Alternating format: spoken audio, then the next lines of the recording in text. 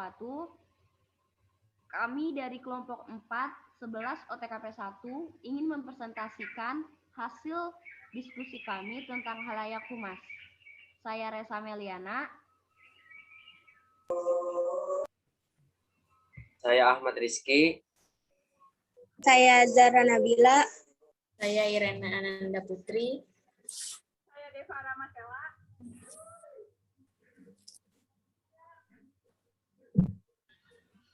Halayak atau publik halayak adalah kelompok atau orang-orang yang berkomunikasi dengan suatu organisasi, baik secara internal maupun eksternal.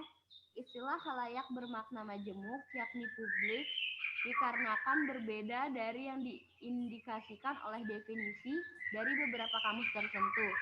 Kegiatan-kegiatan humas tidak diarahkan kepada halayak dalam pengertian yang seluas-luasnya atau masyarakat umum. Setiap organisasi memiliki sendiri halayak khususnya, bahwa suatu organisasi atau perusahaan tidak hanya menyelenggarakan komunikasi dengan staf atau konsumennya saja. 8 khalayak utama. 8 khalayak utama yang paling sering menjadi subjek halayak dari berbagai macam organisasi secara umum. Ke-8 khalayak tersebut adalah A. Masyarakat luas, B. Calon pegawai atau anggota, C. Para pegawai atau anggota, D. Pemasok jasa atau berbagai macam barang merupakan kebutuhan rutin dari organisasi atau perusahaan yang bersangkutan. E. Para investor pasar uang, F. Para distributor, G. Konsumen dan pemakai produk organisasi, serta H. Para pemimpin pendapat umum. Daftar tersebut kurang begitu relevan bagi organisasi yang bersifat non-komersial seperti pemerintah daerah, yayasan amal, atau angkatan kepolisian.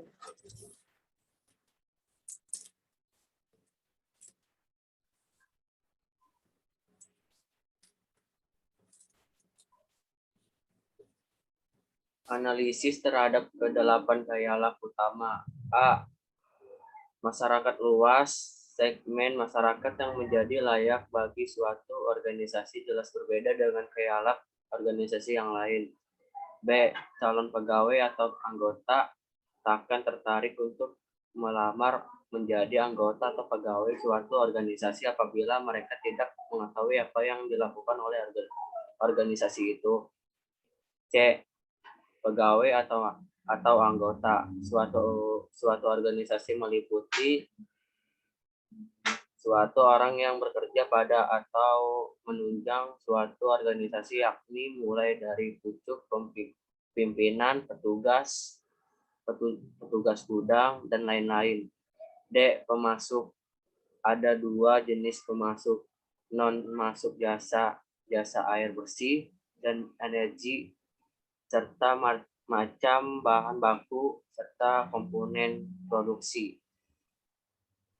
E. Masyarakat keuangan. Kesediaan untuk membeli saham dari suatu perusahaan emiten didasarkan pada pengetahuan atau calon pembeli mengenai latar belakang. F. Distributor. Distributor adalah mereka yang menangani fungsi perantara antara produsen dan konsumen. E. Konsumen dan pemakai. Yang disebut konsumen dan pemakai bukan hanya rumah tangga tetapi juga perusahaan pembeli. H. Pencipta atau pimpinan pada umum. Pada umum mereka sangat berpengaruh. Jika mereka mengatakan suatu itu baik atau buruk, masyarakat luas akan mempercayai dan mengikutinya.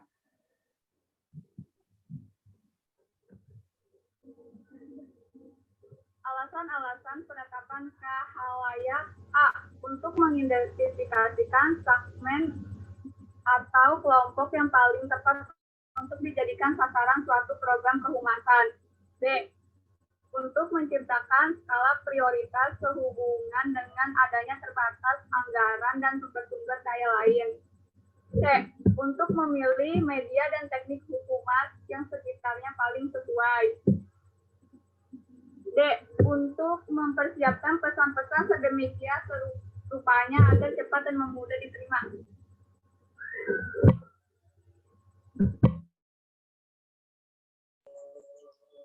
Akibat tidak ditetapkannya khalayak. Akibat yang timbul sebagai akibat dari tidak ditetapkannya khalayak atas dilancarkannya suatu program humas. A. Pecah-pecah oleh tujuh. B. Pesan yang dikirimkan tidak ditangkap atau dimengerti sebagai mestinya. C. Total kegiatan tidak akan sesuai dengan jadwal yang telah ditetapkan. D. Tujuan yang hendak dicapai luput dari jangkauan. E. Pihak manajemen (untuk humas internal) atau perusahaan print (untuk humas eksternal) tidak akan merasa puas dengan hasil yang ada. Penetapan khalayak dari kegiatan-kegiatan humas merupakan elemen yang penting dari rangkaian perencanaan suatu kampanye kehumasan.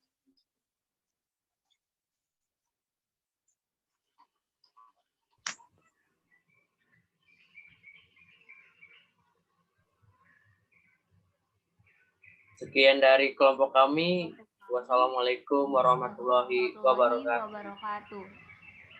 Waalaikumsalam warahmatullahi wabarakatuh.